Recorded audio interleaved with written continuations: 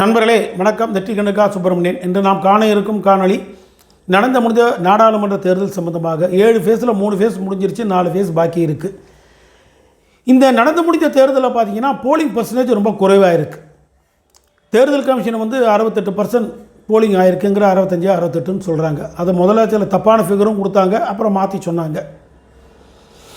அவங்களும் எவ்வளவோ முயற்சி எடுக்கிறாங்க, அரசாங்க தரப்புலையும் முயற்சி எடுக்கிறாங்க, தேர்தல் கமிஷன் முயற்சி எடுக்கிறது 95-90% 100% கொண்டு வரணும்னு. ஆனால் மக்கள் 68% தாண்டதில்லை.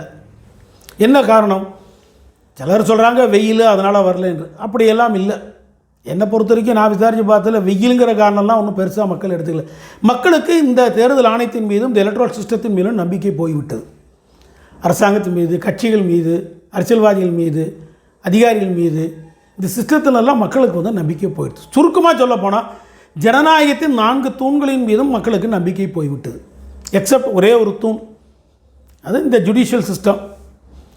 ஜுடிஷியல் சிஸ்டம் பார்த்தீங்கன்னா அதுவும் இந்த ஃபியூஸ் போகிற பல்பு மாதிரி அப்பப்போ பிளிங்கிங்காக எரியும் பார்த்தீங்களா, அணைஞ்சு எரியும் பார்த்தீங்களா பல்பு. அந்த மாதிரி சில நேரங்களில் அவங்க கொடுக்குற தீர்ப்பு மக்களுக்கு பிரகாசமாக இருக்குது, பயனுள்ளதாக இருக்குது, பாதுகாக்கிற மாதிரி இருக்குது.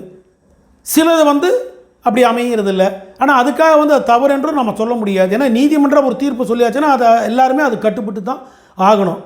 தனி மனிதனானாலும் சரி, அரசுக்கும் மக்களுக்குமானாலும் சரி, இல்லை 2 நிறுவனங்களுக்கானாலும் சரி, யார் தரப்புனாலும் சரி, 2 தரப்பில் பிரச்சனை வந்துருச்சுன்னா அதை நீதிமன்றத்தை தான் போய் நாம் தீர்த்துக்கணும். நீதிமன்றம் தான் தீர்த்து வைக்கணும். நீதிமன்றம் தான் கடைசி பாயிண்ட், ஜங்ஷன். அதுக்கு மேலே வேறு எந்த இடமும் கிடையாது. அங்கே ஒரு தீர்ப்பு வந்தாச்சுன்னா சரியோ தப்போ நம்ம ஏற்றுக்கொண்டு வாழ்ந்து தான் ஆகணும். அப்படி ஒரு நிலை.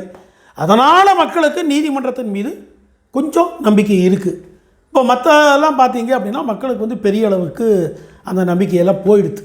அதனால் நாடு ஈங்கிறது மக்கள் அப்படியே ஈங்கிட்டு இருக்காங்களே தவிர ஒரு இன்வால்மெண்ட்டோட, உற்சாகத்தோட இது நமது தேசம், நாம் வாக்களிக்க வேண்டும், நல்ல கட்சிகள் தேர்ந்தெடுக்கப்பட வேண்டும் என்ற அந்த ஒரு கான்செப்டெல்லாம் மக்களுக்கு போயிடுது.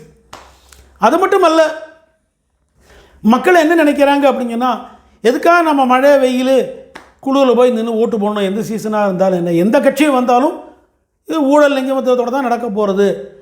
அரசாங்க கவர்மெண்ட்டில் பணம் இல்லாமல் எந்த காரியம் நடக்காது. எந்த அரசியல்வாதி கட்சிகள்ட்டையும் போனாலும் காசு இல்லாமல் எதுவும் நடக்காது. அப்போ எதுக்கு நாம் போய் ஓட்டு போட்டு தேர்ந்தெடுக்கணும்? ஒருவேளை ஏதாவது ஒரு கட்சி, ஊழல் செய்யாத கட்சி ஒன்று இருந்ததுன்னு சொன்னால் அந்த கட்சி வராமல் போயிட்டால் நமக்கு நஷ்டமாக போயிடுமே அப்படிங்கிற நிலை இருந்தால் போய் நின்று ஓட்டு போடுறதுக்கு போகலாம், செய்யலாம். ஆனால் இங்கே அப்படி இல்லை. இந்த நாட்டை பொறுத்த வரைக்கும் எந்த கட்சி வந்தாலும் இந்த லஞ்ச லாவண்யங்கள் இதெல்லாம் கம்ப்ளீட்டாக இருக்க தான் போகுது. இப்போ அதுக்கு பற்றி எந்த கட்சியும் வந்தாலும் சரி, நம்ம காரியத்தை நம்ம சாதிச்சுக்கலாம். பணத்தை கொடுத்தா நம்ம காரியம் நடந்து போயிடும்.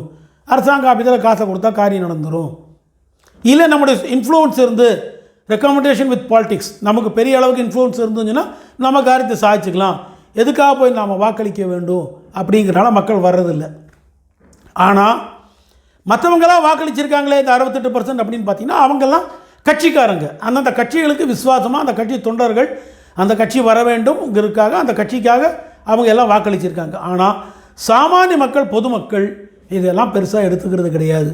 அதுவும் மேல்தட்டு மக்களும் சரி, வசதி படைத்தவங்க சரி, அவங்க இதெல்லாம் கண்டுக்கிறதே கிடையாது.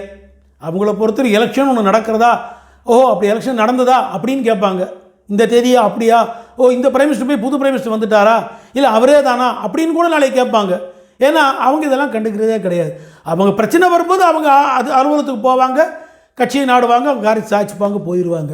ஆகவே நாடு இப்படி தான் இயங்கிட்டு இருக்கு.